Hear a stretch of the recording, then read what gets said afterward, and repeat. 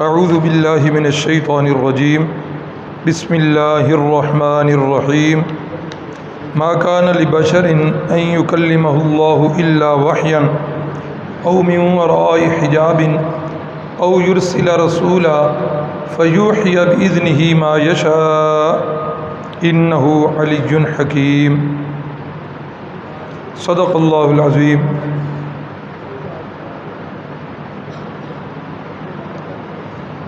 آپ صلی اللہ علیہ وسلم کی کل دنیاوی زندگی کتنی ہے جی؟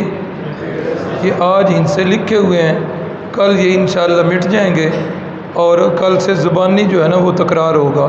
کل دنیاوی زندگی، قبل از نبوت زندگی، مکی زندگی 53 سال اور مدنی زندگی پیدائش مبارکہ واقعہ فیل سے کتنے دن قبل؟ شک صدر والا واقعہ 4 سال کی عمر مبارک، والدہ ماجدہ کی وفات 6 سال کی عمر مبارک، دادا جان کی وفات 8 سال کی عمر مبارک، حضرت خدیجہ الکبریٰ سے نکاح کے وقت عمر مبارک 25 سال، تعمیر کعبہ کے وقت عمر مبارک 35 سال۔ تعمیر کعبہ کی کل گفتگو ہو چکی تھی، اس کے اندر ایک بڑا اہم جو ہے نا وہ نقطہ رہ گیا تھا جس کی آگے چل کر ضرورت بھی پڑنی ہے۔ وہ یہ ہے کہ جس وقت تعمیر کعبہ ہو رہی ہے تو اس وقت جتنے قبائل تھے، چونکہ یہ ایک بہت بڑی سعادت والی بات تھی، اللہ کے گھر کی تعمیر ہے اور اللہ کے گھر کی تعمیر میں ہر بندہ جو ہے وہ اپنا حصہ ڈالتا ہے۔ آج تو دن بدن دین سے دوری ہوتی جا رہی ہے۔ مجھے یاد ہے بچپن کے زمانے میں جب ہم گاؤں جایا کرتے تھے تو اس وقت میں نے جو دیکھا، ہمارے گاؤں کی خواتین جمعے والے دن مسجد میں آ جایا کرتی تھیں اور جمعے والے دن مسجد میں آ کے مکمل صفائی کیا کرتی تھی، اور یہ بھی دیکھا کہ مسجد کی تعمیر کا کام ہوتا نا گاؤں کے اندر تو کبھی مزدور جو ہے اس کو اجرت پر نہیں لینا پڑتا تھا، مزدوری لوگ بالکل مفت کیا کرتے تھے۔ تو وہ لوگ اگرچہ ہم انہیں جاہل کہتے تھے یا جاہل کہتے ہیں، لیکن ان کے دلوں کے اندر اللہ کے گھروں کی عظمت بہت زیادہ تھی۔ اب یہ بھی دور جاہلیت ہے، 35 سال کی عمر مبارک ہے، تو اب ہر قبیلے کی یہ خواہش کہ اس کی تعمیر ہم کریں۔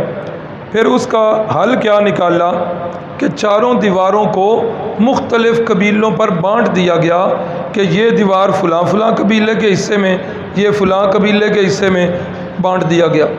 اب جس وقت حجر اسود کے تنصیب کی باری آئی کہ حجر اسود کو رکھنا ہے، یہ کون رکھے گا؟ اب ظاہر ہے یہ تعمیر کعبہ سے بھی ایک بڑھ کر چیز تھی۔ ہر کسی کی خواہش کہ میرا قبیلہ نہیں میں ہی رکھوں، ہر کسی کی یہ خواہش ہے۔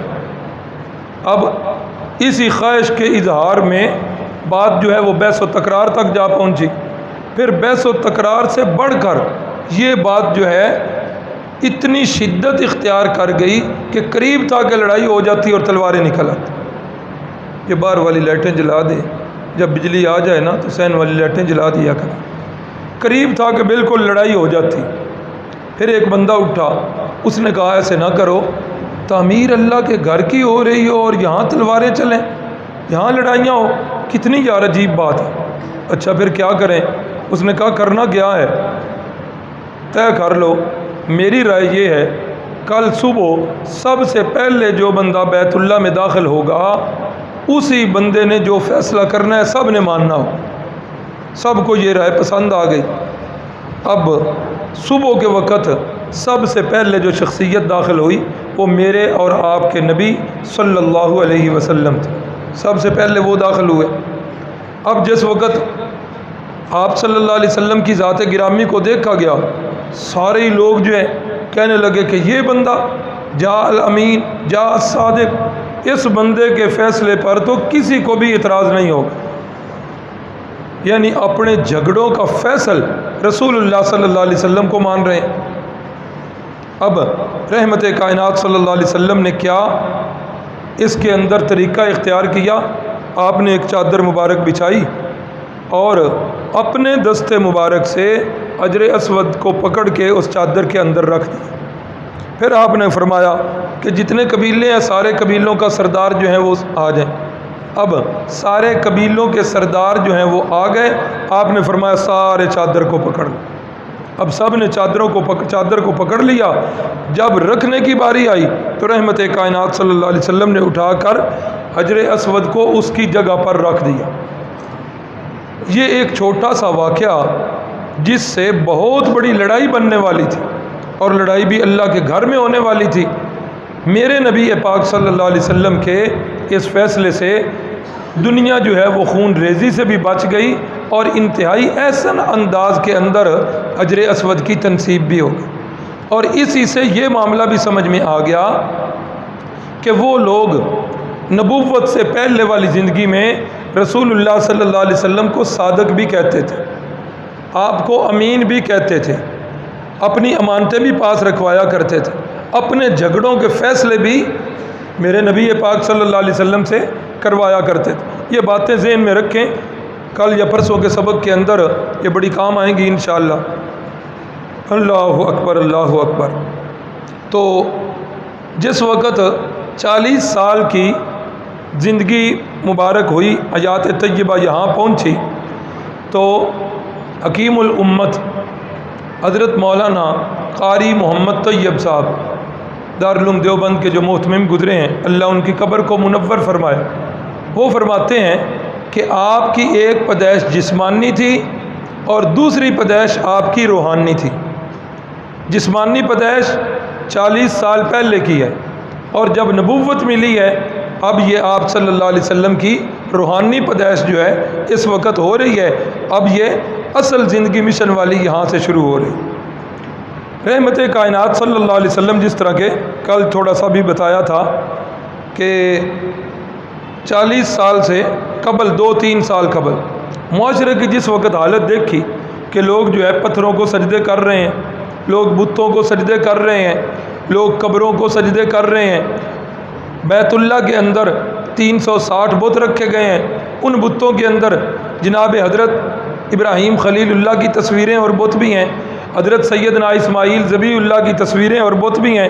یعنی عقیدے کے اعتبار سے بھی گند ہی گند بھرا ہوا ہے معاشرے میں، اور اعمال کے اندر بھی بہت ساری برائیاں اور قباحتیں جو ہیں اس معاشرے کے اندر۔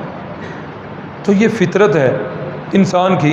آپ کے ساتھ بھی یہ کئی دفعہ ہوا ہوگا، میرے ساتھ بھی ہوا کہ وہ محفل جو اپنے مطلب کی محفل نہ ہو وہاں پر بندہ زیادہ دیر بیٹھ نہیں سکتا، کنارہ کشی کرتا ہے، اس محفل سے اٹھ کے چلا جاتا ہے۔ تو اسی مسئلے کے حل کے لیے رسول اللہ صلی اللہ علیہ وسلم غار حرا میں چلے جایا کرتے تھے، توشہ کھانا ساتھ لے جایا کرتے، خود بھی کھاتے، اور ادھر سے اگر کوئی مسافر یا راہ گزر تھا تو اس کو بھی آپ صلی اللہ علیہ وسلم کھانا کھلایا کرتے تھے۔ یہی سلسلہ چلتا رہا۔ جب عمر مبارک 40 برس کو پہنچی تو اب جو ہے وہ روحانی پیدائش شروع ہو گئی، اور اب پہلی وحی جو ہے وہ جبریل امین لے کے آئے۔ جبریل امین نے پہلی وحی اقرأ یا محمد صلی اللہ علیہ وسلم، آپ نے فرمایا ما انا بقارئ، میں تو پڑھا ہوا نہیں ہوں، میں اقرأ ما انا بقارئ، فرمایا اقرأ بسم ربک الذی خلق خلق الانسان من علق۔ یہ سورہ علق کی ابتدائی آیات یہ نازل ہے۔ والد صاحب اللہ ان کی قبر کو منور فرمائے، وہ اقرا کا معنی اپنے کسی استاد یا اپنے کسی رہبر کا نقل کیا کرتے تھے کہ جبریل امین نے آ کے فرمایا اقرا، تو اس کا پنجابی میں معنی کرتے تھے، فرماتے تھے کہ اقرا کا مطلب ہے ایک راہ، کیا میرے محبوب اب ایک ہی راہ جو ہے وہ ہے، اور وہ اللہ والی راہ ہے، اب باقی ساری راہیں بند، اب ایک رب والی راہ جو ہے اس کی طرف آپ نے آنا ہے۔ اللہ اکبر۔ تو رحمت کائنات صلی اللہ علیہ وسلم نے پھر جبریل امین نے زور کے ساتھ بھینچا، اور بھینچ کے فرمایا اقرأ بسم ربک الذی خلق خلق الانسان من علق۔ تو جبریل امین کے اس عمل سے پھر رسول اللہ صلی اللہ علیہ وسلم کی زبان مقدس سے وہ وحی کے الفاظ جو ہیں وہ جاری ہونا شروع ہو گئے۔ اللہ اکبر۔ اور وحی سے پہلے ایک یہ بھی کیفیت بتائی گئی ہے کہ وحی سے قبل تقریباً 6 ماہ تک رؤیا صالحہ، نیک اور اچھے خواب آپ صلی اللہ علیہ وسلم کو آیا کرتے، جو خواب دیکھا کرتے بالکل صبح کی سفیدی کی طرح وہ خواب بالکل اسی طرح جو ہے وہ رونما ہوتا۔ تو یہ بھی ابتدائے وحی سے یہ بھی سلسلہ چلا۔ اب وحی کی کیفیات میں نے آپ کے سامنے لکھی ہیں، وحی کی اقسام بھی کہہ سکتے ہیں اور وحی کی کیفیات بھی کہہ سکتے ہیں۔ پہلا طریقہ یہی رؤیا صالحہ، نیک اور اچھے خواب، اور یہ یاد رکھیں اہل سنت والجماعت کا یہ عقیدہ ہے کہ انبیاء کرام کے خواب 100% سچے ہوتے ہیں۔ انبیاء کرام کے خواب 100% سچے ہوتے ہیں۔ باقی کسی بندے کے خواب کی گارنٹی نہیں ہے۔ بہت سارے خواب سچے ہو بھی جاتے ہیں، ایسا ہوا ہے، لیکن انبیاء کے خواب کی 100% گارنٹی کہ انبیاء کرام کے خواب جو ہیں وہ سچے ہوتے ہیں۔ دلیل اس میں وہی حضرت سیدنا ابراہیم علیہ السلام کو جو خواب آیا کہ میں بیٹے کو ذبح کر رہا ہوں، تو چونکہ خواب 100% سچے اور حکم الہی ہوتے ہیں، حضرت نے اپنے بیٹے کو قربان کرنا شروع کر دیا، پھر آگے حکم ربی جو ہوا۔ تو انبیاء کے خواب سچے ہوتے ہیں۔ اس کے ضمن میں ایک چھوٹی سی اور بات بھی آ گئی۔ انبیاء کے خواب تو انبیاء کے خواب، ایک حدیث پاک ہے، فرمایا کہ من رآنی فی المنام فقد رآنی فإن الشیطان لا یتمثل بصورتی۔ فرمایا کہ جس بندے نے خواب میں مجھے دیکھا وہ یقین کر لے کہ اس نے مجھے ہی دیکھا ہے۔ جس بندے نے خواب میں مجھے دیکھا وہ یقین کر لے کہ اس نے مجھے ہی دیکھا ہے۔ کیوں؟ فرمایا فإن الشیطان لا یتمثل بصورتی، فرمایا شیطان جو ہے وہ میری صورت نہیں اپنا سکتا۔ حدیث آپ نے سنی ہوئی ہوگی، لیکن اس کے اندر ایک تصحیح کرنے لگا ہوں۔ اس کے مفہوم میں محدثین نے لکھا اس حدیث پاک کے مصداق صحابہ اکرام ہیں۔ اس حدیث پاک کے مصداق صحابہ اکرام ہیں، ہمارے لیے نہیں ہے۔ سمجھاتا ہوں، بات کی وضاحت کرتا ہوں۔ ہم میں سے کسی نے رسول اللہ صلی اللہ علیہ وسلم کی اصلی صورت مبارکہ دیکھی ہوئی ہے؟ نہیں دیکھی۔ اور صحابہ اکرام نے آپ کے چہرہ انور کو دیکھا ہوا تھا۔ اب صحابہ اکرام سے رسول اللہ فرما رہے ہیں کہ جو مجھے خواب میں دیکھے وہ یقین کر لے کہ اس نے مجھے ہی دیکھا ہے، کہ میری صورت خواب میں دیکھے گا تو وہ میں ہی ہوں گا، کیونکہ شیطان تو میری صورت اپنا نہیں سکتا۔ اب ہم کسی شخصیت کو دیکھتے ہیں اور وہ شخصیت بڑی نورانی ہے، اور وہ خواب میں آ کر کہتی ہے وہ شخصیت کہ میں محمد الرسول اللہ ہوں صلی اللہ علیہ وسلم، اس بارے میں کیا حکم ہے؟ شارحین حدیث نے لکھا کہ چونکہ رسول اللہ نے اس بات کی نفی کی ہے کہ شیطان میری صورت کو نہیں اپنا سکتا، یہ نہیں نفی کی کہ شیطان جو ہے وہ دعویٰ کرے، اس بات کی نفی نہیں۔ مثلا شیطان جو ہے کسی اور نورانی صورت میں آ جاتا ہے، شیطان کسی اور صورت میں آتا ہے اور نورانی صورت ہے، اور وہ آ کر دعویٰ کرتا ہے میں محمد الرسول اللہ ہوں۔ ہمیں کیسے پتہ چلے گا؟ چونکہ ہم نے اصلی سورہ مبارکہ کو تو دیکھا ہوا نہیں ہے، تو اس لیے کیسے پتہ چلے گا؟ اس میں پھر شارحین حدیث نے لکھا کہ اس میں یہ ہوگا، اگر شریعت کے مطابق حکم دے رہی ہے وہ نورانی صورت، تو پھر یقین کر لے وہ امتی کہ مجھے اپنے پیارے محبوب صلی اللہ علیہ وسلم کی زیارت ہوئی۔ کب؟ جب وہ شریعت کے مطابق خواب کے اندر حکم کر رہی ہو وہ شخصیت کہ یہ کام کرو، تو پھر یقین کر لے ایک امتی، اور اس کی خوش قسمتی ہے اللہ رب العزت ہم سب کو رسول اللہ صلی اللہ علیہ وسلم کی خواب میں زیارت نصیب فرمائے۔ اور لکھا ہے محدثین نے کہ جو بندہ کثرت کے ساتھ درود شریف پڑھتا ہے نا، یہ سعادت اس کو حاصل ہوتی ہے۔ ہمارے ہاں درس نظامی کے اندر لڑکیوں میں 6 سال میں دورہ حدیث شریف ہوتا ہے، اور لڑکوں کے شعبے میں 8ویں سال میں دورہ حدیث شریف ہوتا ہے۔ تو اس دورہ حدیث والے سال میں کئی طلباء کو اور طالبات کو رسول اللہ صلی اللہ علیہ وسلم کی زیارت ہوتی ہے۔ کیوں؟ اس لیے کہ سارا دن قال رسول اللہ صلی اللہ علیہ وسلم، قال النبی صلی اللہ علیہ وسلم، وہ سارا دن احادیث ہی پڑھنی ہوتی ہیں، سارا دن درود پاک جو ہے وہ زبان پر رہتا ہے، تو دورہ حدیث شریف کرنے والے طلباء اور طالبات کو زیارت ہو جاتی۔ جو بندہ بھی درود پاک کی کثرت کرے اسے یہ شرف حاصل ہو سکتا ہے۔ ہاں اگر وہ صورت ہے نورانی اور حکم کر رہی ہے خلاف شریعت کا، اگر وہ صورت نورانی ہے اور حکم کر رہی ہے کہ فلاں قبر کو جا کے سجدہ کرو، فلاں بت کو جا کے سجدہ کرو، حکم خلاف شریعت ہے، پھر وہ بندہ یقین کر لے کہ یہ بے ایمان شیطان ہی ہے، اور بے شک صورت اس نے نورانی بنائی ہے تو نبی علیہ السلام کی تو صورت نہیں اپنا سکتا، کسی اور روپ میں آ کے دعویٰ وہی کر رہا ہے، لیکن خلاف شرع جو حکم دے میرے نبی پاک صلی اللہ علیہ وسلم شریعت کے خلاف حکم نہیں دے سکتے۔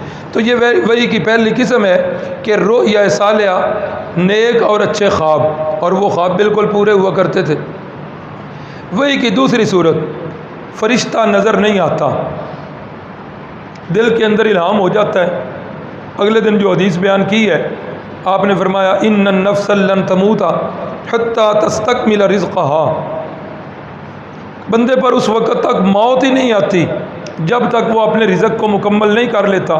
اس حدیث کے شروع میں بھی یہی ہے کہ یہ فرشتہ نظر نہیں آیا، لیکن آپ کے دل مبارک کے اندر الہام ہوا ہے، اور آپ صلی اللہ علیہ وسلم نے صحابہ اکرام کو یہ حدیث آگے بیان بھی کی ہے۔ تو یہ دوسری صورت ہے کہ فرشتہ نظر نہیں آتا، فرشتے کے بغیر الہام ہو جاتا ہے۔ تیسری صورت، فرشتہ انسانی شکل میں آ جاتا ہے، اور یہ کئی دفعہ اکثر صورت یہ پیش آتی تھی کہ فرشتہ جو ہے حضرت جبریل امین انسان کی شکل میں آتے تھے، اور کئی دفعہ حضرت جبریل امین کو انسانی شکل میں صحابہ اکرام بھی دیکھا کرتے تھے۔ وہ بڑی مشہور حدیث ہے، حدیث جبریل جسے کہتے ہیں۔ صحابہ اکرام فرماتے ہیں کہ ہم بیٹھے ہوئے تھے رسول اللہ صلی اللہ علیہ وسلم کے پاس، اچانک جو ایک بندہ ہمارے پاس آ گیا، اوپر سے آ گیا، اور وہ بندہ جو ہے کالے سیاہ اس کے بال ہیں، چٹا سفید اس کا لباس ہے، ہاں، اور ہم میں سے کوئی بندہ اسے جانتا بھی نہیں ہے۔ کیا مطلب کہ مدینے کا بندہ ہوتا تو ہم اسے جانتے ہوتے، اب مدینے کا نہیں ہے، لیکن اگر سفر سے وہ بندہ آیا ہوتا تو سفر کے گرد و غبار ہوتے۔ فرماتے ہیں لا یرا، اس کے اوپر سفر کا کوئی اثر نہیں، بال پر آگندہ نہیں، کالے سیاہ بال ہے، چٹا سفید لباس ہے۔ پھر وہ آیا، اسند رکبتیہ الی رکبتیہ، اس نے اپنے گھٹنے مبارک جو ہیں رسول اللہ کے گھٹنے مبارک کے ساتھ ملا کے تو وہ بندہ بیٹھ گیا، اور آ کر اس نے مختلف سوال کرنے شروع کر دیے۔ اس نے آ کر پوچھا یا رسول اللہ مل ایمان، ایمان کیا ہے؟ مل اسلام، اسلام کیا ہے؟ یا رسول اللہ صلی اللہ علیہ وسلم مجھے بتائیے کہ قیامت کب آئے گی، اس کی نشانیاں کیا ہیں؟ اللہ کے نبی جب جواب دیتے تو جواب سن کر وہ بندہ کہتا صدقتا، آپ نے بالکل سچ فرمایا۔ ہمیں بڑی حیرانگی کہ سوال تو وہ بندہ کرتا ہے جسے علم نہ ہو، اور تصدیق وہ بندہ کرتا ہے جسے علم ہو۔ اب ایک طرف یہ سوال کرتا ہے، اور جب اللہ کے نبی جواب دیتے ہیں تو فرماتا ہے کہ بالکل آپ نے سچ فرمایا۔ سارے سوال جواب ہو گئے تو وہ چلے گئے، تو رسول اللہ صلی اللہ علیہ وسلم نے پوچھا صحابہ اکرام سے جانتے ہو یہ کون بندہ تھا؟ یا رسول اللہ نہیں، ہمیں معلوم ہے دنیا کے سب سے بڑے اللہ کے ولی اس امت میں کون ہے؟ سب سے بڑے اولیاء اللہ اس امت کے اندر صحابہ اکرام ہیں۔ اب نبی علیہ السلام پوچھ رہے ہیں صحابہ سے جانتے ہو اس بندے کو؟ اور صحابہ اکرام فرماتے ہیں یا رسول اللہ ہم نہیں جانتے۔ معلوم ہوا ہر بات کو جاننے والا میرا ایک اللہ ہے۔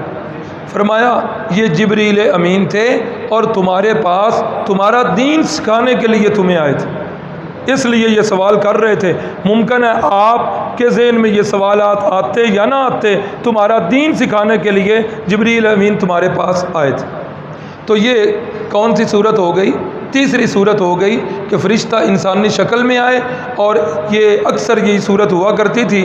حضرت دحیہ کلبی رضی اللہ تعالیٰ عنہ کی صورت میں اکثر حضرت جبریل امین تشریف لایا کرتے۔ چوتھی صورت، گھنٹی کی آواز کہ جب وہی آنے لگتی تھی تو گھنٹی کی ٹنٹناہٹ کی آواز جو ہے وہ شروع ہو جایا کرتی تھی. اور محدثین نے لکھا کہ یہ صورت جو چوتھی ہے گھنٹی کی آواز والی، یہ رسول اللہ صلی اللہ علیہ وسلم کی ذات مقدس پر یہ سب سے سخت صورت تھی، بہت سخت صورت. سخت سردی کے موسم میں وہی کہ جب یہ قسم شروع ہوتی تو رسول اللہ صلی اللہ علیہ وسلم کی پیشانی مبارک پر سخت سردی کے موسم میں پسینے کے قطرات آ جائے گا. اور یہ وہی کی صورت اتنی سخت کہ رسول اللہ صلی اللہ علیہ وسلم اگر کسی صحابی کی ران پر اپنا سر مبارک رکھے ہوتے تو اتنی شدت ہوتی کہ صحابی کو یوں محسوس ہوتا کہ میرے ٹانگ کی ہڈی ٹوٹنے لگی. اور اگر اس صورت میں اگر آپ سواری پہ سوار ہوتے تو اس کے بوجھ تلے سواری بھی دب کے نیچے بیٹھ جایا کرتی. تو یہ سب سے سخت قسم کہ جب گھنٹی کی آواز آیا کرتی. پانچویں صورت، فرشتہ جو ہے جبریل امین اپنی اصلی صورت میں آیا کرتے تھے، اور یہ پوری زندگی میں صرف 2 دفعہ ہی ہوئی. یہ صورت پانچویں پوری زندگی کے اندر حیات طیبہ میں صرف 2 دفعہ پیش آئی. چھٹی صورت، پردہ میں براہ راست اللہ سے گفتگو، جس طرح کہ ابھی میں نے ابتدا میں آیت کریمہ پڑھی، ما کان لبشر ان یکلمہ اللہ الا وحیا او من وراء حجاب او یرسل رسولا فیوحی باذنہ ما یشاء. آج تک ایسا نہیں ہوا کہ اللہ نے کسی بشر کے ساتھ بغیر کسی پردے کے گفتگو کی ہو، آج تک ایسا نہیں ہو. جب بھی اللہ نے گفتگو کی ہے تو اس کا طریقہ کیا؟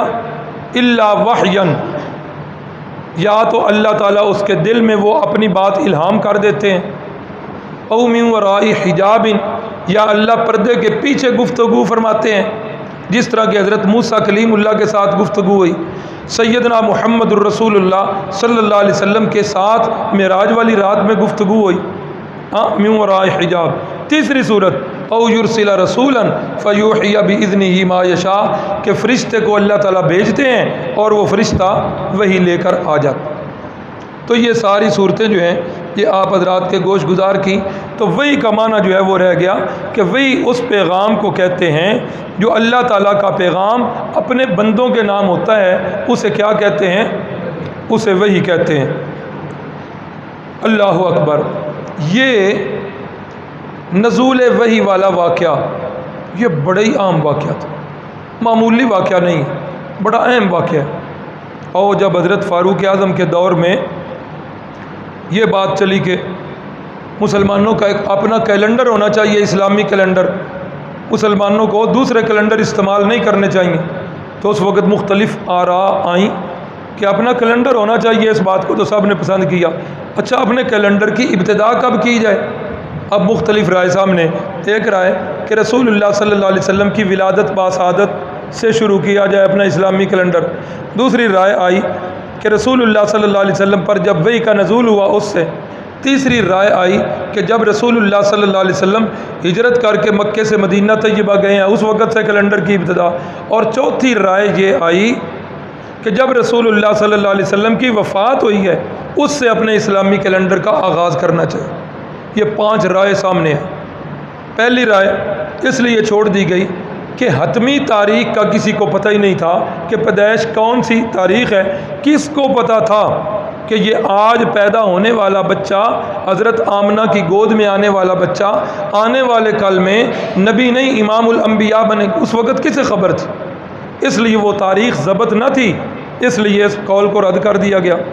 آخری قول کو بھی رد کیا گیا کہ کیلنڈر کی ابتدا یہ تو ایک خوشی والی چیز ہے، اور وفات والا سانحہ وہ تو دنیا کے سارے سانحات سے بڑا سانحہ ہے، تو اس سے بھی نہیں آغاز ہونا چاہیے. تو پھر جو ہے نا بحث و تمیز کے بعد ہجری والی تاریخ سے کیلنڈر کا آغاز ہوا.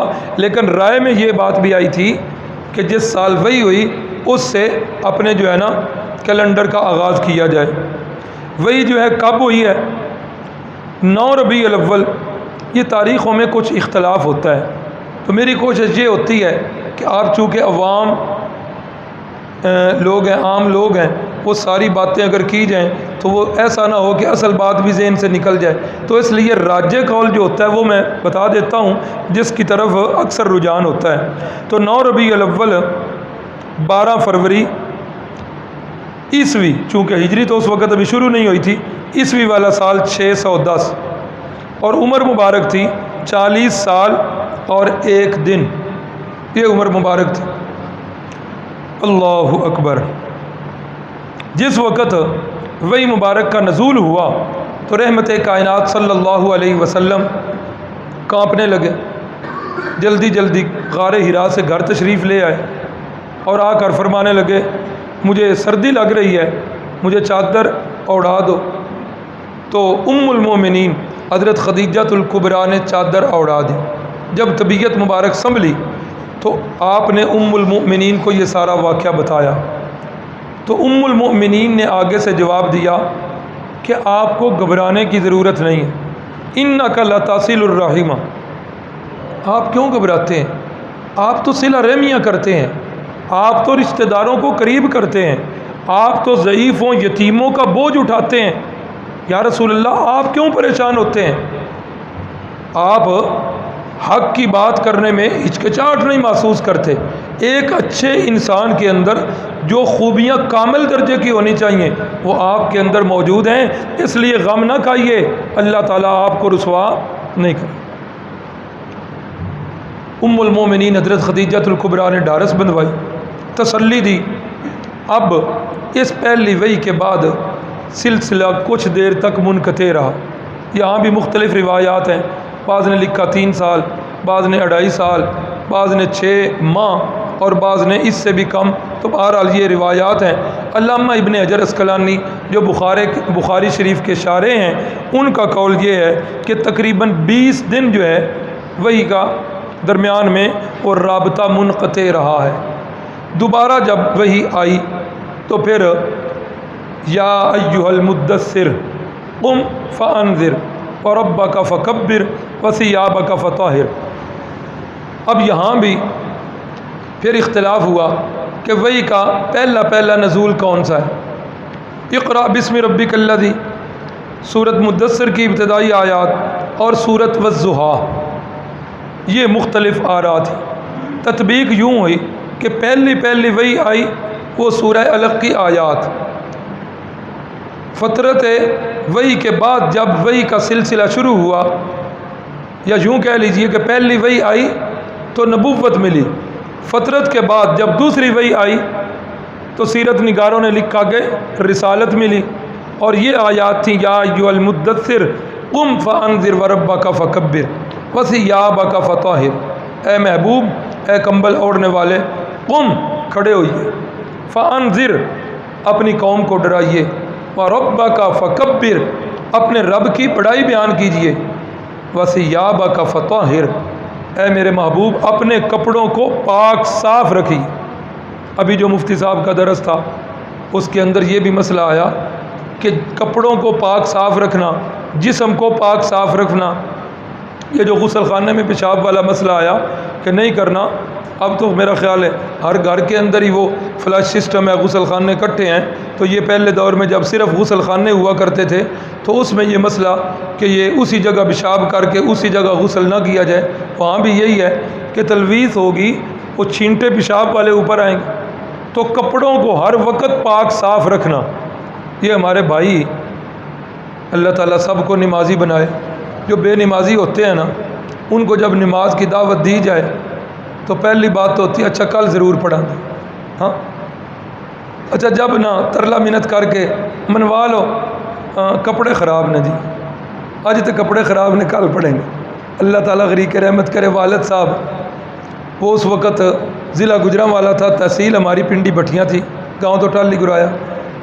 تو وہ ہماری برادری کے افراد جتنے بھی تھے ان کے کام یہاں تحصیل کی سطح پر جتنے ہوتے کام کرنے کے لیے آ جایا کرتے، دوپہر کو اکثر ادھر آ جایا کرتے. تو وہ کسان جو ہے نماز میں ذرا حاضری ان کی کافی کم ہوتی ہے. تو ابا جی کہتے تھے یہ اصول تھا کہ جس نے میرے پاس رہنا ہے نا، نماز اس نے پڑھنی ہے ہر صورت. اور 1-2 دفعہ ہم نے بچپن میں دیکھا انتہائی ان کے قریبی ساتھی، لیکن نماز کی وجہ سے ان کی تلخی ہوئی ہے اور وہ ساتھی لڑ کے گئے ہیں۔ والد صاحب نے کہا کہ جانا ہے تو بے شک چلے جاؤ، بے نماز بندہ میرے دروازے پہ نہیں رہ سکتا۔ بڑے قریبی ساتھی، بعد میں اللہ نے ان کو سمجھ دی، انہوں نے آ کے معذرت بھی کی۔ تو والد صاحب کو جو ہمارے برادری کے چچاؤں میں سے جو کہتا نا آفت جی کپڑے خراب نے، ابا جی اسی وقت اندر چلے جاتے اور جا کر کیا کرتے، اپنے دھلا ہوا قمیض اور اپنا جو ہے نا وہ تہبند وہ لے کے آتے، کہتے بھائی یہ لو کپڑے تمہارے جو ہے میں لے آیا ہوں، اٹھو نماز پڑھو۔ یہ محنت ہوتی ہے نا۔ والد صاحب کی وفات پر 2 بندے ایسے تھے جنہوں نے یہ گواہی دی، انہوں نے کہا کہ حافظ صاحب کے اس فعل کی وجہ سے ہم پکے نمازی بن گئے، کہ وہ زبردستی نماز پڑھواتے تھے۔ ایک دن گھر بیٹھے بیٹھے سوچ آئی کہ یار عجیب بندے ہو، حافظ دے ڈر تو نماز پڑھ دے ہوتے، اللہ دا ڈر کوئی نہیں تو نا۔ اسی فکر نے ہمیں نمازی بنا دی۔ اللہ ان کی قبر کو منور فرمائے۔ کپڑوں کو پاک صاف رکھنا یہ ہر مسلمان کے لیے لازم ہے۔ اللہ جو اپنے محبوب سے کہہ رہے ہیں وَثِيَابَكَ فَطَهِّرْ، اے میرے محبوب اپنے کپڑوں کو ہر وقت پاک صاف رکھیں۔ تو یہ وہی رسالت والی وہی کہہ لیں یا فطرت کے بعد والی وہی کہہ لیں۔ اب اس کے بعد کچھ عرصے کے لیے 1 یا 2 رات کے لیے سیرت نگاروں نے لکھا کہ آپ کی طبیعت مبارک کچھ خراب ہوئی، 1-2 رات آپ سے قیام اللیل بھی نہ ہو سکا۔ اس حالت میں مکے کی ایک مشرکہ عورت آئی اور آ کر اس نے یہ بکواس کیا کہ اے محمد صلی اللہ علیہ وسلم، جب نام نامی آئے نا ذرا بلند آواز کے ساتھ درود شریف پڑھنا چاہیے، محبت ہوتی ہے، ذوق ہوتا ہے۔ اس نے آ کر کہا یا محمد صلی اللہ علیہ وسلم، لگتا ہے مجھے کہ آپ کے پیچھے جو شیطان لگا ہوا تھا وہ بھی آپ کا ساتھ اب چھوڑ گیا، نعوذ باللہ معاذ اللہ ثم معاذ اللہ۔ تو جس وقت اس نے یہ بکواس کی اللہ کو پسند نہ آیا، اللہ نے یہ وحی نازل فرمائی وَالضُّحَىٰ وَاللَّيْلِ إِذَا سَجَىٰ مَا وَدَّعَكَ رَبُّكَ وَمَا قَلَىٰ، اے میرے محبوب چاشت کے وقت کی قسم، وَاللَّيْلِ إِذَا سَجَىٰ مَا وَدَّعَكَ رَبُّكَ وَمَا قَلَىٰ، نہ تو آپ کے رب نے آپ کو چھوڑا اور نہ آپ کا رب آپ سے ناراض ہوا۔ اللہ اکبر۔ تو یہ تطبیق دی ہے محدثین نے، شارحین حدیث نے، کہ پہلے وہی کون سی آئی، سورہ علق کی ابتدائی آیتیں آئیں یا سورۃ المدثر کی ابتدائی آیتیں آئیں یا سورۃ الضحیٰ کی ابتدائی آیتیں آئیں۔ تو جس وقت یہ پہلی وحی آئی نا تو رسول اللہ نے یہ حالت ام المومنین حضرت خدیجۃ الکبریٰ کو بتائی۔ تو ام المومنین خدیجۃ الکبریٰ اس وقت کے جو نیک آدمی تھے حضرت ورقہ بن نوفل، ان کے پاس لے گئی۔ انہوں نے جس وقت ساری باتیں پوچھی نا، انہوں نے کہا ماشاءاللہ ماشاءاللہ، یہ تو وہی ناموس ہے جو حضرت موسیٰ علیہ السلام پر نازل ہوا تھا، مبارک ہو آپ تو اللہ کے سچے نبی ہیں۔ اللہ اکبر اللہ اکبر۔ ورقہ بن نوفل کہنے لگے کاش کہ میں اس وقت موجود ہوتا جب آپ کی قوم آپ کو مکے سے نکالنے گی۔ وہ تورات انجیل میں ساری باتیں پڑھی ہوئی۔ رحمت کائنات صلی اللہ علیہ وسلم کو انتہائی حیرانگی، مکے والے مجھے مکے سے نکال لیں گے، یہ کیسے ہو سکتا ہے؟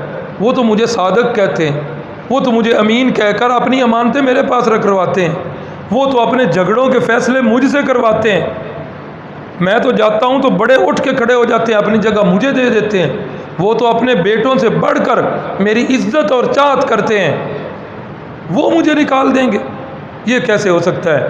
ورقہ بن نوفل نے کہا ہاں ایک وقت آئے گا جب بھی اللہ کی توحید کی طرف دعوت دینے والا اپنے رب کی طرف دعوت دیتا ہے، قوم اس کے ساتھ یہی سلوک کرتی، قوم اس کے ساتھ یہی سلوک۔ لیکن رسول اللہ صلی اللہ علیہ وسلم کے اس وقت سے پہلے ورقہ بن نوفل جو ہیں ان کی وفات ہو گئی تھی۔ یہ ورقہ بن نوفل کے بارے میں بھی لکھا ہے کہ یہ شرک سے بیزار تھے، بت پرستی سے بیزار تھے، مذہب ان کا عیسائی تھا، لیکن انہوں نے کہا کہ میں اس وقت اگر زندہ ہوا تو میں انشاءاللہ آپ کے ہاتھ پر بیعت بھی کروں گا اور میں آپ کی مدد بھی کروں گا۔ لیکن کیا ہوا، یہ اس وقت ہجرت سے پہلے ہی یہ وفات پا گئے اور شارحین حدیث نے یہی لکھا ہے کہ ان کی وفات جو ہے وہ حالت ایمان پر ہے، یہ قبل از نبوت ہی رسول اللہ صلی اللہ علیہ وسلم پر ایمان لا چکے تھے۔ اللہ اکبر۔ اس کے بعد ایک نئی بحث چل پڑتی ہے کہ آپ کی دعوت پر سب سے پہلے اسلام کس نے قبول کی، سب سے پہلے اسلام کس نے۔ اب یہ ایک بحث چلی، حضرت خدیجۃ الکبریٰ نے، کئی روایات اس کی مؤید ہیں، جناب حضرت سیدنا صدیق اکبر نے، کئی روایات اس کی مؤید ہیں، حضرت سیدنا علی المرتضیٰ نے، حضرت زید بن حارثہ نے، یہ ساری جو ہے نا روایات ہیں، اور ہر کسی کے دلائل اپنے اپنے ہیں۔ سراج الائمہ امام ابو حنیفہ رحمہ اللہ، انہوں نے کیا پیاری تطبیق دی، فرماتے ہیں کہ اس میں کوئی اختلاف کرنے کی ضرورت نہیں ہے، تطبیق کا مطلب یہ ہوتا ہے کہ کوئی ایسی راہ اپنائی جائے جس میں سارے اقوال جو ہیں وہ آ جائیں۔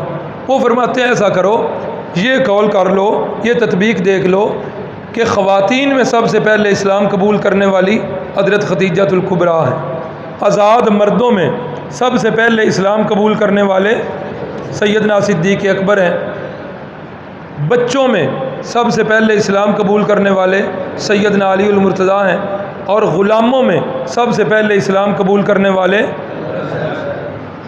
اللہ اکبر اللہ اکبر۔ اب یہ تو بحث ہو گئی، کوئی اتنی لمبی چوڑی بحث بھی نہیں ہے۔ اب اس میں دیکھنا یہ ہے کہ یہ پہلے اسلام قبول کیا ہو، یا انہوں نے حضرت صدیق نے، یا حضرت خدیجہ نے، یا حضرت علی المرتضیٰ نے، یا حضرت زید بن حارثہ نے رضی اللہ تعالیٰ عنہ، دیکھنا یہ ہے کہ کس کے اسلام لانے سے اسلام کو تقویت ملی ہے۔ دیکھنا تو یہ ہے کون سی شخصیت ہے جس کے اسلام قبول کرنے سے رسول اللہ صلی اللہ علیہ وسلم کی کمر مبارک مضبوط ہوئی ہے، اسلام کو طاقت کس سے ملی ہے۔ آ جاؤ، سیدہ خدیجۃ الکبریٰ یہ اسلام قبول کر رہی ہیں، پہلی خاتون ہیں۔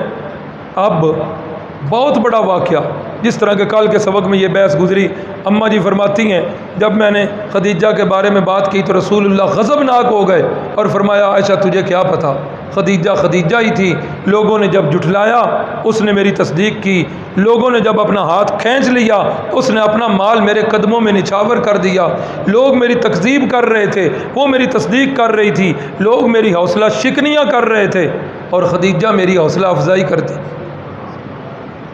سارا کچھ ہونے کے باوجود ہیں تو خاتون نا، اور خاتون بھی گھریلو ہیں، خاتون اسلام لائیں، بہت بڑا واقعہ ہے۔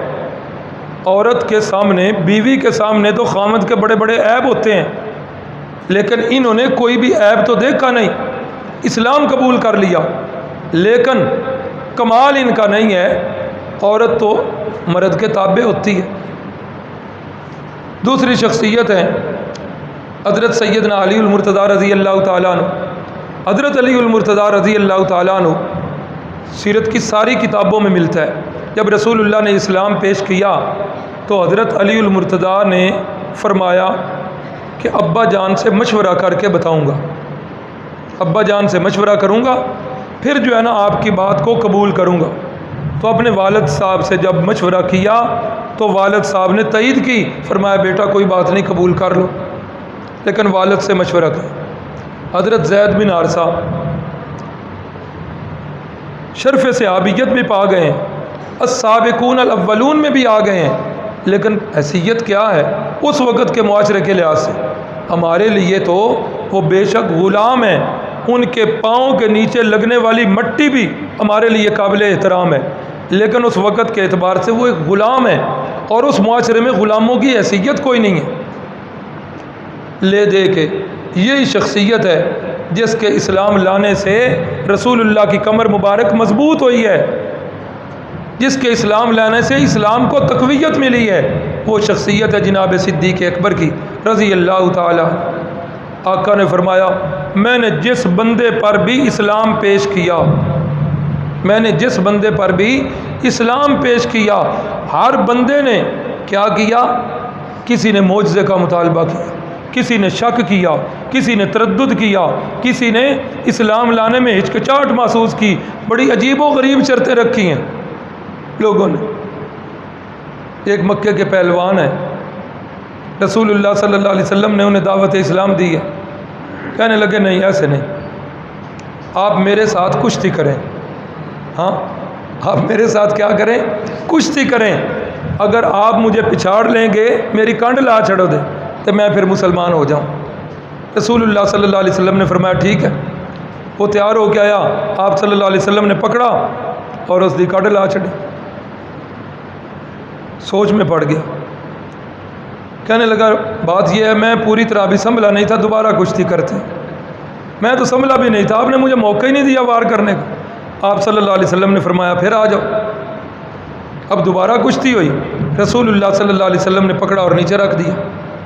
یہ بھی یاد رکھے، سیرت کا یہ بھی ایک اہم پہلو ہے. ایک سچے نبی کے اندر 40 جنتی مردوں کی طاقت ہوتی ہے. ایک سچے نبی میں یہ بات یاد رکھنی ہے. آگے جب یہ مسئلہ آئے گا نا کہ رسول اللہ صلی اللہ علیہ وسلم نے 4 سے زیادہ شادیاں کیوں کی ہیں، تو وہاں یہ پوائنٹ بڑا کام آئے گا. ایک سچے نبی کے اندر کتنے جنتی مردوں کی؟ 40 جنتی مردوں کی طاقت. اور ایک جنتی مرد کی دنیا کے 100 پہلوانوں اور 100 انسانوں کی طاقت. تو پھر ایک نبی میں کتنے مردوں کی طاقت؟ کتنی؟ میرے اکڑ تسی بھی ریاضی کمزور ہی ہو. ہاں 4000. ایک سچے نبی میں 4000 انسانوں کی طاقت ہوتی ہے. اسی لیے تو رسول اللہ صلی اللہ علیہ وسلم نے دوبارہ پکڑا نیچے رکھ دی. کہنے لگا لو جی آخری بار پھر کشتی کرتے ہیں. رسول اللہ صلی اللہ علیہ وسلم نے فرمایا ٹھیک ہے. تیسری جب اس کو پچھاڑا گیا تو اٹھتے ہی، چونکہ پہلوان تھا، داؤ پیچ سارے سمجھتا تھا، اپنے فن کا ماہر تھا، اسے پتہ چل گیا کہ اس بندے کی طاقت جو ہے نا وہ عام طاقت نہیں اور یہ عام بندہ نہیں ہے. اٹھتے ہی اس نے زبان سے یہی کلمات نکال لے، اشہد ان لا الہ الا اللہ وانک محمد الرسول اللہ. اور اللہ جو ہے عبادت کے لائق اللہ کے سوا کوئی نہیں، آپ اللہ کے سچے نبی. تو آپ نے فرمایا جس بندے کے سامنے بھی میں نے اسلام پیش کیا، ہر بندے نے شک کیا، تردد کیا، معجزہ مانگا. اور یہ کوئی عیب نہیں ہے صحابی، اس پر تو تنقید جائز ہی نہیں ہے، لیکن حقائق تو ہے نا کہ سیدنا علی المرتضیٰ رسول اللہ کے گھر میں پرورش پا رہے ہیں، 8 سال کے بچے ہیں. ان پر بھی جب اسلام پیش کیا تو انہوں نے بھی کیا کہا؟ پہلا جواب بابا سے پوچھ کے بتاؤں گا. والد تو صدیق اکبر کی بھی حیات تھے، زندہ تھے، لیکن صدیق اکبر نے تو یہ نہیں کہا کہ والد سے پوچھ کے بتاؤں گا. اس لیے فرمایا لوگوں، اس کائنات کے اندر ایک ہی شخصیت ہے کہ میں نے کہا میں اللہ کا نبی ہوں، اس نے کہا آپ اللہ کے نبی ہیں تو میں آپ کا پہلا امتی ہوں. فرمایا وہ صدیق اکبر کی ذات ہے. فرمایا وہ کائنات کے لوگوں، جس بندے نے میرے اوپر احسان کیے تھے، میں محمد الرسول اللہ نے دنیا کے اندر اس کے سارے احسانوں کا بدلہ چکا دیا. کسی انسان کا جس نے میرے اوپر احسان کیا تھا، میں نے کوئی ایسا انسان نہیں جس کے احسان کا بدلہ نہ چکایا. فرمایا لوگوں، ایک ہی بندہ ہے جس کے احسانوں کا بدلہ دنیا کے اندر میں محمد الرسول اللہ بھی اتار نہیں سکا. اور فرمایا وہ بندہ کون ہے؟ وہ سیدنا صدیق اکبر رضی اللہ تعالی عنہ ہے. تو ان کے اسلام لانے سے اسلام کو تقویت ملی. ان کے اسلام لانے سے رسول اللہ صلی اللہ علیہ وسلم کی کمر مبارک جو ہے وہ مضبوط ہوئی. اور پھر اسی پہ بس نہیں، اسلام قبول کر کے نکلے ہیں. سعد بن ابی وقاص کو لے آئے ہیں، عثمان غنی کو لے آئے ہیں. روزانہ 5 7 10 بندے ان کو لا کر رسول اللہ صلی اللہ علیہ وسلم کا غلام بنا رہے ہیں. تو اس لیے بحث اصل یہ ہے کہ وہ کون سی شخصیت ہے جس شخصیت کے اسلام قبول کرنے سے اسلام کو تقویت ملی ہے اور رسول اللہ کی کمر مبارک جو ہے وہ مضبوط ہے. اور وہ شخصیت جناب صدیق اکبر کی 3 سال تک جو ہے تبلیغ خفیہ رہی. یہ جو ہے نا، میں آپ کی تو بات نہیں کرتا، بچپن سے لے کر جو سنا ہوا تھا یقین یہی تھا کہ پہلے دن جو وحی ملی تو آپ جو ہے کوہ صفا پہ کھڑے ہو کر آپ نے اعلان کر دیا یا ایھا الناس قولوا لا الہ الا اللہ تفلحوا. نہیں، 3 سال کے بعد وہ جو ہے نا اعلانیہ تبلیغ شروع ہوئی ہے وہ کوئی صفا والی بات 3 سال تک خفیہ تبلیغ ہوتی رہی، اور ان 3 سالوں کے اندر جو قدسی شخصیات رسول اللہ صلی اللہ علیہ وسلم کے حلقہ میں داخل ہوئیں، حلقہ بغوش اسلام ہوئیں، وہ شخصیات جو ہیں وہ السابقون الاولون کہلاتی ہیں، پہلے اسلام قبول کرنے والے۔ ان میں جناب صدیق اکبر، خدیجۃ الکبریٰ، حضرت علی المرتضیٰ، حضرت صدیق اکبر رضی اللہ تعالیٰ عنہ، اور رسول اللہ کی بعثت سے پہلے کا واقعہ، جناب صدیق اکبر یمن کی طرف گئے ہیں تجارت کے سلسلے میں، ایک جگہ پر ٹھہرے ہوئے ہیں، قافلہ جس جگہ ٹھہرا ہے نا، قریب ایک راہب ہے، پادری ہے، اور وہ پادری جو ہے اپنے ایک بندے کو بھیجتا ہے، جاؤ اس قافلے کا پتہ کرو کہاں سے آیا ہے۔ اس نے آ کے بتایا جی عرب سے آیا ہے یہ قافلہ۔ اچھا، پادری جو ہے وہ قافلے والوں کے پاس آ گیا اور آ کر کہنے لگا، دیکھتا رہا بندوں کو، صدیق اکبر کو دیکھتے ہی کہنے لگا، آپ مکہ سے آئے ہو؟ پہلے تو بھیجا تھا کہ کس علاقے سے ہیں، عرب کا پتہ چلا، قافلے میں آ گئے۔ صدیق اکبر کو دیکھ کے کہنے لگا، آپ مکہ سے آئے ہو؟ حضرت صدیق اکبر حیران ہو گئے کہ باقی بھی تو قافلے میں اتنے لوگ ہیں، کسی کی طرف توجہ نہیں، مجھے ہی کہہ رہے ہیں کہ مکہ سے آئے۔ فرمایا ہاں میں مکہ سے آیا ہوں۔ دوسرا سوال، قریشی ہو؟ صدیق اکبر حیران، فرمایا ہاں کیا بات ہے، میں قریشی ہوں۔ اچھا، بنی تیم سے ہو؟ حضرت صدیق اکبر کا یہی قبیلہ ہے۔ حضرت صدیق اکبر فرمانے لگے، غیرت کی انتہا نہیں رہ گئی۔ فرمایا بات کیا ہے؟ اس نے کہا نہیں پہلے جواب دو، بنی تیم سے ہو؟ ہاں میں بنی تیم سے ہوں، اب بات بھی بتاؤ۔ کہنے لگا آخری بات، اپنے پیٹ سے کپڑا اٹھاؤ، اپنے پیٹ سے کپڑا اٹھاؤ۔ صدیق اکبر تیار نہیں، کہنے لگے نہیں اٹھاؤں گا، پہلے بات بتاؤ۔ کہنے لگا نہیں، صرف آخری بات جو ہے پوری کر دو، میں بات ساری بتاتا ہوں۔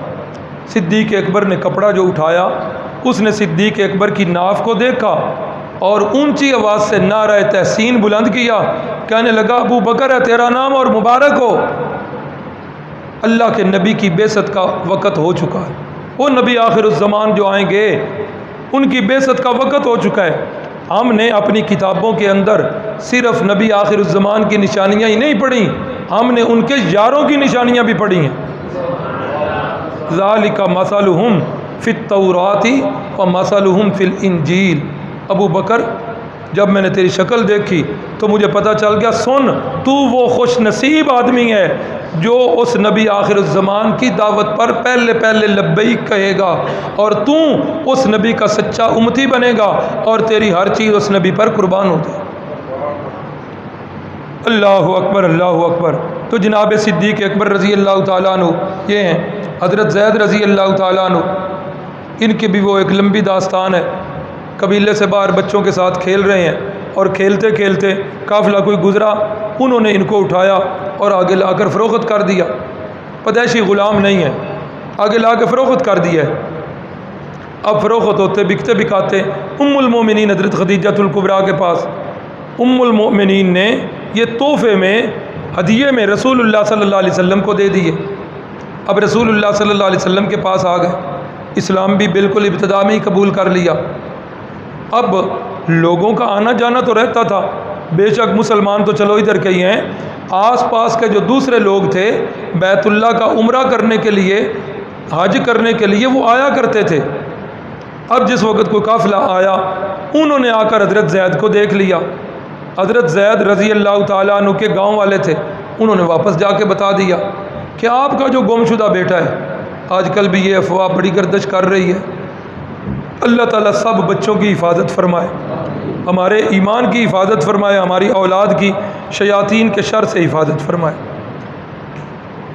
گھر والے آ گئے، نبی علیہ السلام نے بلایا، گھر کے افراد بیٹھے ہوئے ہیں۔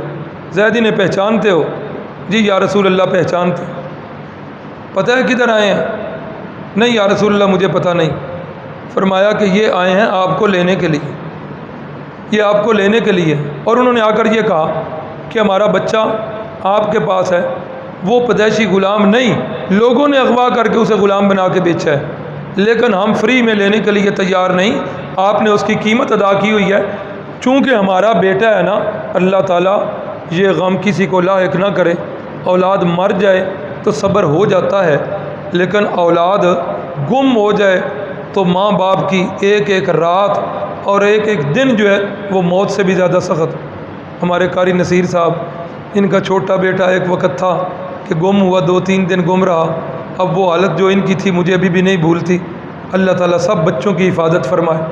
تو ہمیں جب پتہ چلا کہ ہمارا بچہ ادھر ہے تو ہم منہ مانگی قیمت دینے کے لیے تیار ہیں، آپ اس کو بھیجیے ہمارے ساتھ۔ تو رسول اللہ نے فرمایا زید اس لیے آئے ہیں آپ کو لینے کے لیے۔ حضرت زید نے فرمایا یا رسول اللہ میں نے نہیں جانا، میں نے ان کے ساتھ نہیں جانا۔ وہ کہنے لگے زید بات تو سن، والد تیرے سردار قبیلے کے، اگلے وقت میں تیری سرداری آنی ہے، تو قبیلے کے بڑے اعلیٰ خاندان سے ہے، تو نے سردار بننا ہے۔ بالآخر انہوں نے کہا کہ آپ جو ہے نا ہمیں تنہائی میں وقت دے دیں، لے جاؤ جی۔ اب جو ہے سمجھایا گیا زید یار کیوں ترجیح دے رہے؟ اب انہوں نے رسول اللہ صلی اللہ علیہ وسلم کا حسن سلوک بتایا کہ یہاں میرے ساتھ کیا سلوک ہے، یہ مسلمانوں کے نبی ہیں، انہوں نے اپنا منہ بولا بیٹا مجھے بنا لیا ہے اور اتنی میری عزت افزائی کی ہے، میرا بڑا اکرام ہے۔ وہ زید یار جو کچھ بھی ہو جائے سب کو پتہ ہے تو غلام ہی نا، حیثیت تو تیری غلاموں والی ہے۔ زبان حال سے کہتا ہوں، حضرت زید نے فرمایا ہوگا کہ کملے ہو تانوں کی پتہ ہے اس غلامی پر بھی لاکھوں سرداریاں جو ہیں وہ قربان، یہ غلامی بھی قسمت والوں کی نصیب میں آتی ہے۔ حضرت زید نے جانے سے انکار کر دیا۔ رسول اللہ صلی اللہ علیہ وسلم نے فرمایا میں فری میں دینے کے لیے تیار ہوں، شرط یہی ہے کہ زبردستی نہیں کر سکتے، زید خود چاہتا ہے تو جا سکتے، لیکن زید نے رسول اللہ صلی اللہ علیہ وسلم کو ترجیح دی۔ تو یہ بھی سابقون الاولون میں ہے۔ حضرت عمر رضی اللہ تعالیٰ عنہ، ان کا واقعہ جو ہے بڑا مشہور ہے، وہ آپ حضرات نے سنا ہوا ہے۔ حضرت عثمان غنی ان کو اسلام کی طرف لانے والے جناب صدیق اکبر ہیں رضی اللہ تعالیٰ عنہ۔ انہی شخصیات میں ایک شخصیت حضرت طلحہ کی ہے۔ حضرت طلحہ رضی اللہ تعالیٰ عنہ یہ ان 10 خوش نصیب صحابہ میں ہیں جن کا نام لے کر رسول اللہ صلی اللہ علیہ وسلم نے جنت کی بشارت دی۔ عشرہ مبشرہ، عشرہ 10 کو کہتے ہیں اور مبشرہ انہیں کہتے ہیں جنہیں رسول اللہ صلی اللہ علیہ وسلم نے دنیا میں نام لے کر جنت کی بشارت دی۔ ویسے تو سارے صحابہ کا مجموعی حکم یہی ہے نا، رضی اللہ عنہم ورضوا عنہ اعد لہم جنات تجری تحت الانہار، لوگوں کو جنت کی انتظار ہے اور جنت کو میرے صحابہ کی انتظار ہے، میرے نبی پاک صلی اللہ علیہ وسلم کے صحابہ کی انتظار میں ہے جنت۔ لیکن نامزد کر کے 10 بندوں کو خوشخبری دی تو حضرت طلحہ جو ہیں یہ انہی میں سے ہیں۔ حضرت طلحہ جو ہیں اسلام لانے سے پہلے یہ بھی کسی شہر میں گئے ہوئے تھے، تو وہاں راہب نے پوچھا کہ مکے کا کوئی بندہ آیا ہوا ہے؟ حضرت طلحہ نے کہا میں مکے سے ہوں۔ کہا کوئی نئی خبر؟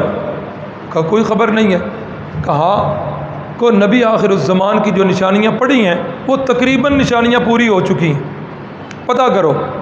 حضرت طلحہ فرماتے ہیں کہ جوں ہی میں گھر آیا تو گھر آتے ہی مکے میں میں نے پوچھا کوئی خبر مکے میں اہم؟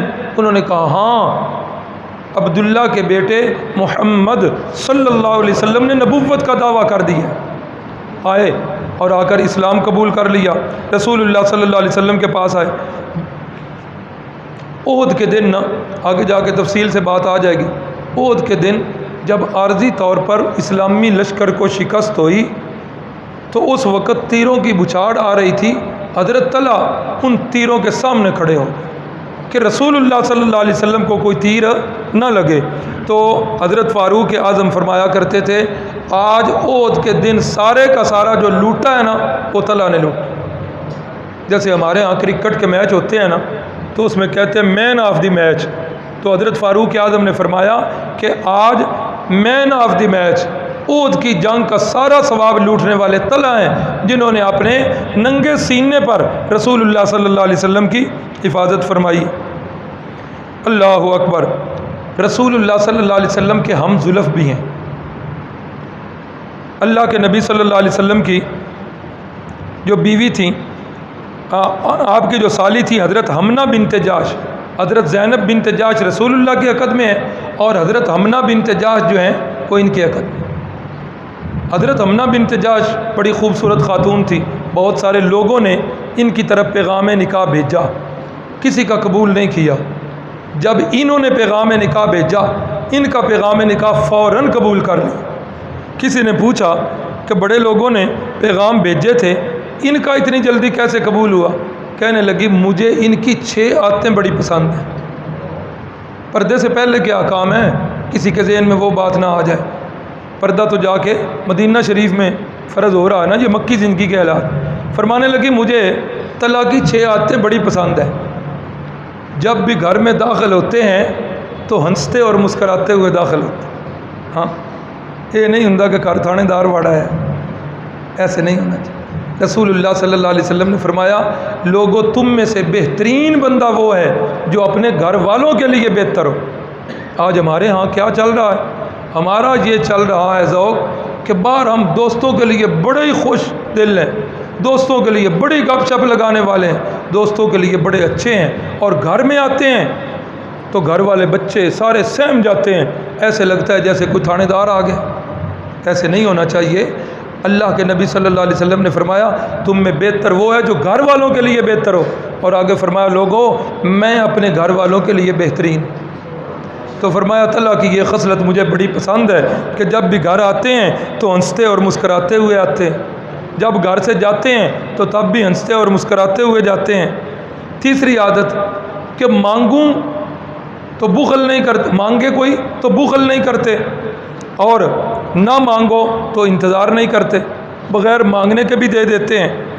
اور خدمت کا کوئی کام کروں باوجود اس کے، یہ بعد کی بات ہے نا، بعد میں جب پوچھا گیا، خدمت کا کوئی کام کروں تو بڑا شکر گزاری کرتے ہیں، بیوی کا شکر گزار کرتے ہیں۔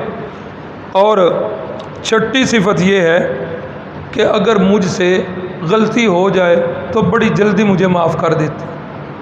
کتنی اچھی خوبیاں ہیں، اللہ تعالیٰ کرے ہمارے اندر بھی یہ خوبیاں آ جائیں۔ تو یہ حضرت طلحہ کی مختصر جو ہے نا سوانح تھی۔ حضرت زبیر رضی اللہ تعالیٰ عنہ، حضرت عبداللہ ابن مسعود رضی اللہ تعالیٰ عنہ، یہ بھی سابقون الاولون میں سے۔ رسول اللہ صلی اللہ علیہ وسلم نے ایک موقع پر فرمایا ہاں بھائی 4 بندوں سے قرآن سیکھنا ہے تو سیکھنا، اور ان میں حضرت عبداللہ ابن مسعود کا بھی نام لیا گیا۔ اپنا اسلام لانے کا واقعہ خود بتاتے ہیں، فرماتے ہیں کہ میں ابو لہب کے بعد دوسرے نمبر پر جو رسول اللہ صلی اللہ علیہ وسلم کو تکلیفیں دینے والا بندہ تھا نا، عقبہ بن ابی معیط، فرماتے ہیں میں اس کا چرواہا تھا، اور ایک دن میں بکریاں چرا رہا ہوں، رسول اللہ صلی اللہ علیہ وسلم اور جناب صدیق اکبر جو ہیں پاس سے گزرے، کہا کہ دودھ مل جائے گا؟ میں نے کہا کہ میں تو امین ہوں، مجھے اجازت نہیں کسی بکری کا دودھ دینے کی، میں مالک نہیں ہوں بکریوں کا، میں تو چرواہا ہوں، میں نہیں یہ کام کر سکتا۔ تو رسول اللہ صلی اللہ علیہ وسلم نے فرمایا کوئی ایسی بکری جس کا دودھ ہے ہی نہیں، ہے ایسی بکری؟ میں نے کہا جی ہے۔ فرمایا لاؤ۔ میں ایک بکری کو پکڑ کر لے آیا، اور آپ صلی اللہ علیہ وسلم نے بسم اللہ پڑھ کر اس بکری کے تھنوں کو ہاتھ لگایا، اور اس کے تھن جو ہیں وہ بالکل دودھ سے بھر گئے۔ فرمایا پھر صدیق اکبر کو پلایا، مجھے پلایا، پھر بعد میں آپ صلی اللہ علیہ وسلم نے سیر ہو کے پی۔ یہ ہیں میرے نبی پاک صلی اللہ علیہ وسلم کے اخلاق۔ مریدوں کو پہلے پلایا جا رہا ہے، خادموں کو پہلے پلایا جا رہا ہے، اور آپ بعد میں پی رہے ہیں۔ تو فرماتے ہیں جس وقت آپ دودھ پینے سے فارغ ہو گئے تو میں نے دیکھا کہ آپ صلی اللہ علیہ وسلم نے دوبارہ حکم کیا، بکری کے تھن خشک ہو گئے۔ اسی وقت ہی مجھے پتہ چل گیا، میں نے کہا میں آپ کی بیعت ہونا چاہتا ہوں، آپ کی کیا تعلیم ہے؟ فرمایا پہلی تعلیم تو وہی جو سارے نبیوں کی ہے، قولوا لا الہ الا اللہ، اللہ کے سوا عبادت کے لائق کوئی نہیں۔ فرماتے ہیں کہ میں جو ہے نا مسلمان ہو گیا۔ میں نے کہا علمنی یا رسول اللہ، یا رسول اللہ مجھے کچھ سکھا دیجئے۔ آپ نے فرمایا بارک اللہ فیک فإنک غلام معلم۔ ابن مسعود گھبرانے کی ضرورت نہیں ہے، اللہ تعالیٰ تیری ہر چیز میں برکت دے گا، اور تو انشاءاللہ معلم بنے گا۔ اور ان کی یہ سعادت ہے کہ رسول اللہ صلی اللہ علیہ وسلم کے خادم ایسے تھے کہ آپ کی مسواک مبارکہ یہ ان کے پاس ہوا کرتی تھی، وضو والا لوٹا حضرت عبداللہ ابن مسعود کے پاس ہوا کرتا تھا، جب آپ صلی اللہ علیہ وسلم جوتے اتارتے تو یہ جوتوں کو حفاظت میں لے لیا کرتے تھے، اور جب جوتے پہننے لگتے تو یہ قدم مبارک پکڑ کر جوتے پہنایا کرتے تھے۔ اللہ اکبر۔ لیلۃ الجن، جس رات آپ جنوں کو تبلیغ کرنے کے لیے گئے، کوئی صحابی ساتھ نہیں ہے، حضرت عبداللہ ابن مسعود اس وقت بھی ساتھ ہے۔ اللہ اکبر۔ رسول اللہ صلی اللہ علیہ وسلم نے ایک موقع پر فرمایا، ما حدثکم ابن مسعود فصدقوا، فرمایا جو حدیث عبداللہ ابن مسعود بیان کرے تصدیق کیا کرو کہ یہ بالکل سچی حدیث بیان کر رہا ہے، اس میں تحقیق کی ضرورت نہیں۔ ایک دفعہ درخت پہ چڑھے رسول اللہ صلی اللہ علیہ وسلم کے لیے مسواک لینے کے تو قد کے ذرا دبلے، قد کے چھوٹے تھے، جسم کے دبلے پتلے تھے، تہ بند جو ہے وہ پنڈلیوں سے ذرا اوپر ہو گئی۔ اب تہ بند پنڈلیوں سے اوپر ہوئی، چھوٹی چھوٹی بریک سی دبلی پتلی پنڈلیاں، تو صحابہ نے دیکھ کر مذاق کیا، چونکہ وہ ہم منصب تھے نا، آپس میں مذاق کر سکتے ہیں۔ میرا چچا میرے والد سے مذاق کر سکتا ہے، میرے والد میرے چچا سے، میں بیٹا تو چچے سے مذاق نہیں کر سکتا، ہم منصب جو ہے مذاق کر سکتے ہیں۔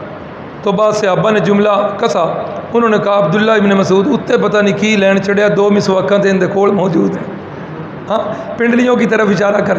تو آپ نے فرمایا عبداللہ کی پنڈلیوں کو دیکھ کر مذاق کرتے ہو؟ فرمایا یہ پنڈلیاں اگر قیامت والے دن ترازو کے ایک پلڑے میں رکھ دی جائیں تو وہ پلڑا جو ہے بڑا وزنی اور بھاری ہو جائے۔ تو حضرت عبداللہ ابن مسعود ان کی یہ سعادت ہے کہ یہ نماز میں رسول اللہ صلی اللہ علیہ وسلم کے پیچھے کھڑے ہوا کرتے۔ کورس کے اندر ہمارے اہل حدیث بھائی بھی موجود ہیں۔ میں نے پہلے کہا کہ میں نے اپنے اس کورس کو کسی فرقہ واریت کی بھینٹ نہیں چڑھنے دینا، اور انشاءاللہ یہ میرے ساتھی بھی ہیں، میری جماعت کے بھی ہیں ساتھی، یہ مجھ پر بھی کئی دفعہ ناراض ہوتے ہیں، میں چھوٹا ہوں، حق ہے ان کا، وہ ہو سکتے ہیں ناراض، لیکن اس معاملے میں بالکل یہ نیوٹرل ہونا چاہیے۔ یہ میں کہوں گا اپنے اہل حدیث حضرات بھائیوں سے، اہل توحید ہیں، ہمارے بھائی ہیں، فروعی مسائل میں تشدد نہیں کرنا چاہیے، یہ صرف بات یاد رکھ، فروعی مسائل کے اندر تشدد نہیں ہونا چاہیے۔ اور فروعی مسائل کون سے ہوتے ہیں؟ جہاں پر یا تو دونوں طرف روایات ہوتی ہیں، یا لفظ ایک ہے اس کے لغت کے اندر معنی دو ہیں، یا قرآن و حدیث خاموش ہیں، تو اس میں کیا رائے ہونی چاہیے۔ یہ رفع الیدین کا جو معاملہ ہے نا، حضرت عبداللہ ابن مسعود جن کے بارے میں رسول اللہ ڈگری دے رہے ہیں کہ ابن مسعود جو حدیث بیان کرے فصدقوا، تصدیق کرو، تو یہ اپنے شاگردوں سے اکٹھا کر کے کہتے ہیں میں تمہیں اللہ کے نبی والی نماز پڑھ کے نہ دکھاؤں؟ صحابہ نے فرمایا جی، شاگردوں نے فرمایا جی پڑھ کے دکھائیے۔ فقام فصلی فلم یرفع یدیہ الا فی اول مرہ، نماز کے اندر صرف ایک دفعہ ہی رفع یدین کی ہے اور نہیں کی۔ کہنے کا مقصد رفع الیدین کرنے کی روایات ہیں اور نہ کرنے کی بھی ہیں، ترجیح ایک مسلک والے ایک کو دیتے ہیں، دوسرے والے دوسرے کو دیتے ہیں۔ فروعی مسائل میں تشدد نہیں ہونا چاہیے۔ امت کو درپیش چیلنج جو ہیں وہ سمجھیں کہ اس وقت کفار جو ہے وہ کیا ارادے اپنائے ہوئے ہیں، اور ہم کتنے چھوٹے ذہن کے لوگ کہ ان مسائل میں ابھی تک جھگڑ رہے ہوں۔ اللہ تعالیٰ فروعی مسائل میں تشدد سے ہم سب کو بچائے، اور اللہ رب العزت عقیدے کے اندر اللہ تعالیٰ ہمیں متشدد بنائے، کیونکہ عقیدے میں لچک جو ہے وہ جہنم میں جانے کا ذریعہ ہوگی۔ عقیدے میں اللہ متشدد بنائے، اور فروعی مسائل کے تشدد میں اللہ ہم سب کو بچائے رکھے۔ اقول قولی ھذا وما علینا الا البلاغ۔ یہ ہمارے جنگ سے ایک ساتھی ہیں محمد عثمان صاحب، ہمارا کورس آن لائن سن رہے ہیں۔